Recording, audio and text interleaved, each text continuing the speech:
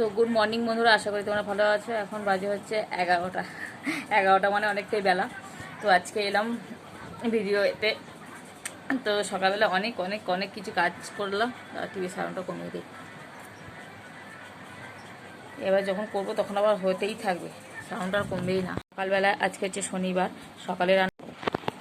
শনিবার, সকালে রান্নাবান্না সমস্ত শেষ। এখন আজকে কী বার? শনিবার তো। হ্যাঁ, তো আজকে রান্না হয়েছে হচ্ছে আলু ভাজা, বিউলির ডাল, ডাঁটা, তারপরে ঝিঙে দিয়ে আলু দিয়ে পোস্ত, তারপরে হয়েছে একটা টক, ঢ্যাঁড়স, আলু, আম, বড়ি টড়ি দিয়ে একটা সব রকম দিয়ে একটা টক হয়েছে। এগুলো যেমন হয় আমাদের সেরকম একটা টক। আর কি হয়েছে আপাতত এইটুকুই মনে হচ্ছে, আর কিছু হয়নি। তো আজকে পয়লা বৈশাখে আজকে একটু ঘর দর পরিষ্কার করলাম, ঘরে বিছানার চাদর কেচে আবার একটা নতুন চাদর এমনি পেতে দিলাম। নতুন বলতে একদম নতুন নয়, কাঁচা চাদরই পেতে দিয়েছি।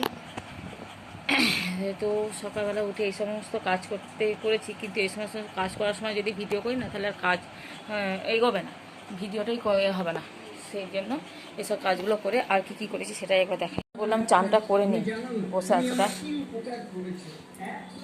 তো আজকে দেখলাম আজকে এই রান্নাঘর থেকে সমস্ত কিছু কৌটো সমস্ত পর পরিষ্কার করেছি, পুরো চকচক করছে। দেখেছো রান্নাঘরটা পয়লা বৈশাখের আগে এই যে এইগুলো পরিষ্কার করলাম একটু সাবান জল দিয়ে, শ্যাম্পু ট্যাম্পু দিয়ে। আজকে একদম পুরো নিট অ্যান্ড ক্লিন। আর দাঁড়াও দেখে দিই একবার তোমাদের রান্নাগুলো। এই যে ডালটা দুবেলায় আছে, কেন বলো তো? একটা হচ্ছে রাত্রিরে যেহেতু ঘাটাঘাটি হবে, খারাপ হয়ে যাওয়ার চান্স থাকে, ওই জন্য। এখানে টক আছে দেখতে পাচ্ছি। এটা হচ্ছে বাবুর আলু পোস্ত। আর লাইটটা অফ করে দিতে হবে, শোনো, লাইটটা অফ করে দিয়ে পাখাটা টিপটা অফ করে। বাবু আলু পোস্ত ওটা আলাদা করা হয়েছে, কেন লঙ্কা ছাড়া। কারণ হচ্ছে বাবু ঝাল খেতে এখনও পারছে না মনে হচ্ছে, কেন এসে দাঁত তুলে এসেছিলো না, দিয়ে ওখানটা করে এখনও হয়ে আছে, যার জন্য জল ফল ভরে, বোতলে জল সব ভরে রেখে দিয়েছি। পাম্পটা চলছে, পাম্পটা অফ করে দেবো, অনেকক্ষণ চলে গেছে বাবুর মাল। আর আজকে সকালের ওয়েদারটা দেখো,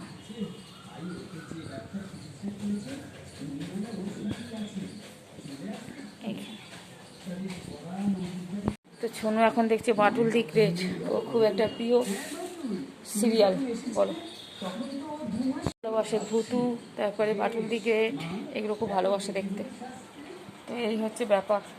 তো আজকে সকালের আপডেট দিয়ে দিলাম তোমাদের। এবার আমি কি করবো বলো তো, একটুখানি কাজে বসেছিলাম মেশিনে, সেই কাজটা বাকি আছে, বাকিটা করে নিয়ে ঘর দোর একদম ভালো করে মুছে টুছে নিয়ে ব্যাস, মনে করো এইবেলার মতন ছুটি বলবো না, কাজের মধ্যে থাকলে দেখবে মনটা ভালো থাকে। সবসময় যদি শুয়ে বসে থাকি, কাজ না করি, এমনি শরীর, নাহলে সে জিম ত্যাগ করতে হবে। খাটি বলে শরীরটা তবু ঠিকঠাক থাকে, না খাটলে খেয়ে দিয়ে জিমে যাওয়া কোনো মানে হয় না পয়সা দিয়ে। তো এই সবগুলো করলাম আজকে, অনেক কিছু কাজ করেছি, অনেক। সেদিনকে করেছিলাম পয়লা বৈশাখের আগে, যেহেতু ঘরদোর একটু পরিষ্কার কাচাকুচি করতে হয়, সেদিনকে করেছিলাম হচ্ছে ঠাকুর ঘরটা। বৃহস্পতিবারে ঠাকুর ঘরটা এতটাই নোংরা হয়েছিল বলার মতো না, সেদিনকে করেছিলাম ওইটা। আজকে রান্নাঘরটা হয়ে গেল, সেদিনকে ঝুলটা ঝেড়েছিলাম। আমাদের ঘরটাও হয়ে গেছে মোটামুটি সমস্ত কিছু, ব্যাস। এবার নিজেকে একটুখানি ফ্রেশ মনে হচ্ছে, দেখবে সমস্ত কিছু কাজ যদি করা হয় না বেশ ফ্রেশ, তাতে আমার নিজের কাজ হোক আর না হোক, নিজের কাজ বলতে মেশিনের কাজ, এইটাই। আজকে আর আমটা মাখা খাবো না, কালকে অনেকটা খাওয়া হয়ে গেছে, দিয়ে না পেটটা একটুখানি কি যেন কীরকম করছিল, মানে ব্যথা করছিল।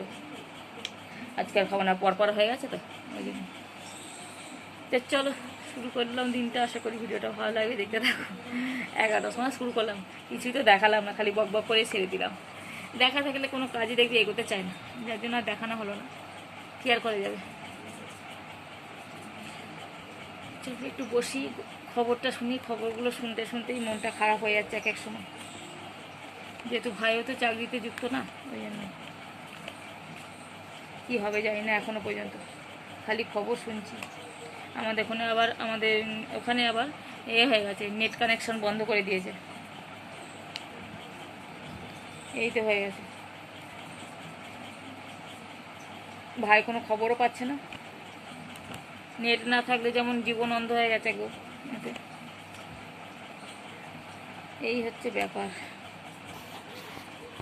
দেখো এক সময় এমন রোদ্দুর বেরোচ্ছে, মনে হচ্ছে খা পুড়িয়ে দেবে, আবার একটা সময় এমন ঢেকে দিচ্ছে মনে হচ্ছে না এক্ষুনি মনে হয় ছাদে যা আছে তুলে নিয়ে চলে এলে ভালো হয়। ছাদে অবশ্য কিছুই নেই আমার। এই জামা প্যান্টটা দেখতে পাচ্ছ, এগুলো হচ্ছে শুকিয়ে গেছে, হালকা একটুখানি যে নরমটা থাকে না সেটা দিলাম, পাখাটা হয়তো শুকিয়ে যাবে, এখানটা দিয়ে দিলাম একটুখানি, শীতল ভাবটা বেশ ভালো লাগে। ছনু এতক্ষণ শুয়েছিল ঘরের মধ্যেই, তো ওই জন্য দিয়ে দিলাম আরও। চলো খবরটা একটু দেখি, ভাই ফোন করছে। তো দেখো অনেকক্ষণ পরে আবার চলে এলাম, এখন হচ্ছে সন্ধ্যাবেলা দেখো একটুখানি রেডি হয়েছি। এই যে এই ব্যাগটা আমার চিরসঙ্গী, ছনুও যাচ্ছে। ছনু বলছে আজকে হনুমান জয়ন্তী, ও যেহেতু একটু হনুমান ঠাকুরের ভক্ত, একটু হনুমান ওখানে পুজো দেবে, তাই যাচ্ছি। আমরা তিনজনেই যাচ্ছি অবশ্য। চলো তোমরা যাও, তোমরা চলো আমাদের সাথে। হ্যাঁ পুরো কালো, বাবা কালো জামা এত পছন্দ ছনু যে মানে আলমারি খুলে খালি কালো আর কালো, কালো টি শার্ট। তোমার এই গেঞ্জিটা পুরো মেহেন্দি লেগে গেছে। আবার এটা পরে যাচ্ছ কেন তুমি? পরিষ্কার হলেই বা তো এ হয়েছে, মানে আলমারি খুললেই কালো আর ব্লু। চলো টিভি অফ করে দাও। এই যে হ্যাঁ ঠান্ডা হাওয়া, আবার বলছে নাকি কালবৈশাখী হবে, কালবৈশাখীর কোনো চিহ্ন নেই।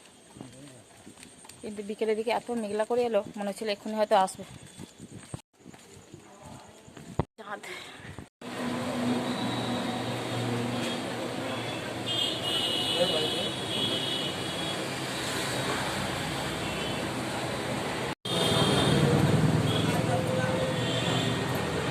এত ভিড় রাস্তায় বলার মতো নয়। স্টেশনের দিকটা দেখো, এখন জামা দেখছি।